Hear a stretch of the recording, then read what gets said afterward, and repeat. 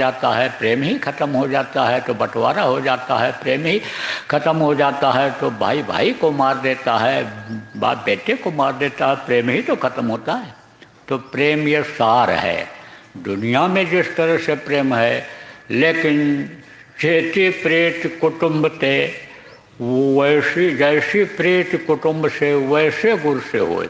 अगर जो कुटुंब से प्रेम है, आपको परिवार से प्रेम है, हित में तो दोस्त रिश्तेदार से प्रेम है, अगर वैसा भी प्रेम गुरु से कर लो तो समझो कि काम बन जाएगा, काम रुकने वाला नहीं है।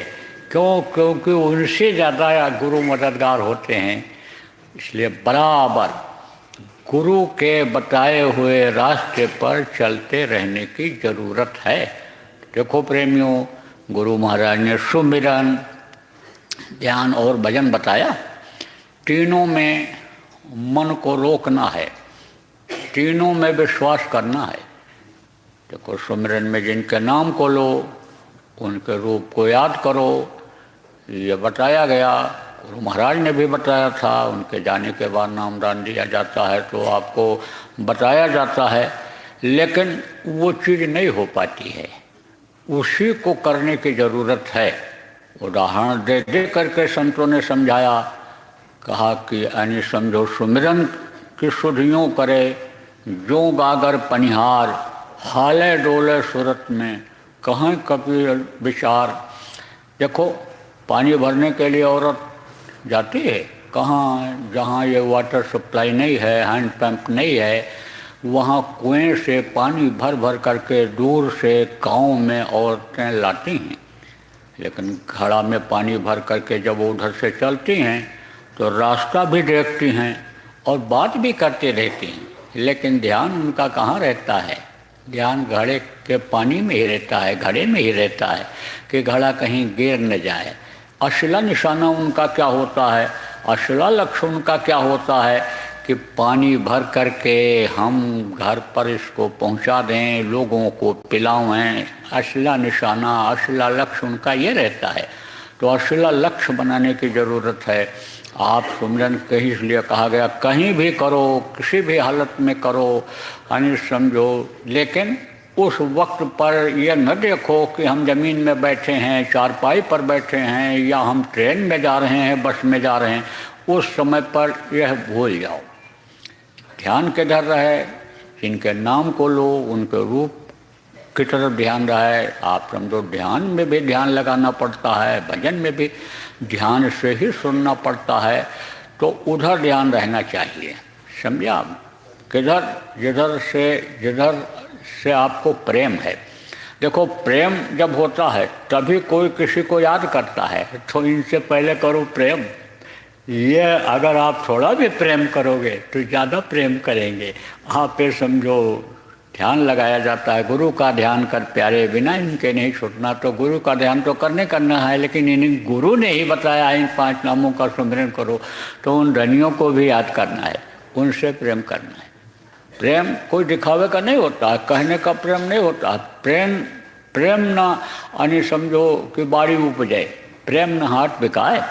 आप समझो राजा प्रजा जो जस जचे, और समझो कि उसको जैसे राजा प्रजा को जैसा प्रेम होता है, शेष दिए ले जाए।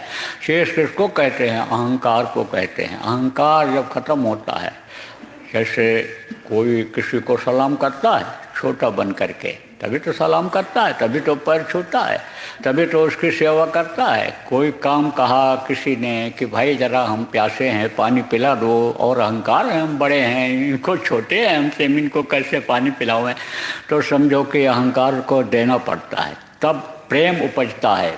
पानी पिला दिया तो उसके दिल में जगह बन गई, चाहे छोटा ही आदमी है, उसके दिल में जगह बन गई, तो प्रेम हो गया कि नहीं हो गया? तो समझो प्रेम के तो बड़े उदाहरण हैं। आप समझो चंद्रमा से प्रेम कौन करता है? चकोर करता है, चकोर।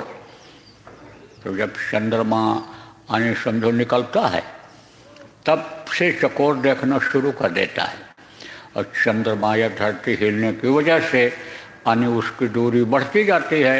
और जब जैसे पूरब से निकला, आप समझो यानी पूर्णिमा खत्म हुई और फिर निकला दूसरे दिन, द्वितीया को निकला मान लो, तो ऐसे उठा चंद्रमा और धरती तक आगे चली, उधर चली बढ़ गई तो फिर इधर हो गया चंद्रमा। ऐसे घूमते घूमते घूमते ऐसे चंद्रमा। लेकिन चकोर बराबर देखता रहता है। कहा ना स्वामी प्रीतियों करे जैसे चंद्र चकोर, चोंच झुकी गर्दन लगी और चितवत वाही ओर।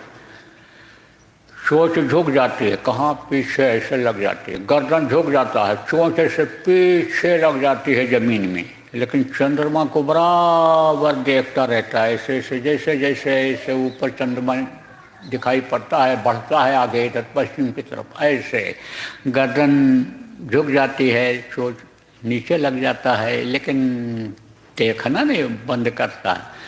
तो प्रेमियों देखो, अब कुछ लोग जो आप जो है यहाँ रहोगे आश्रम पर, तो यहाँ की जो सेवा है या जो काम है कर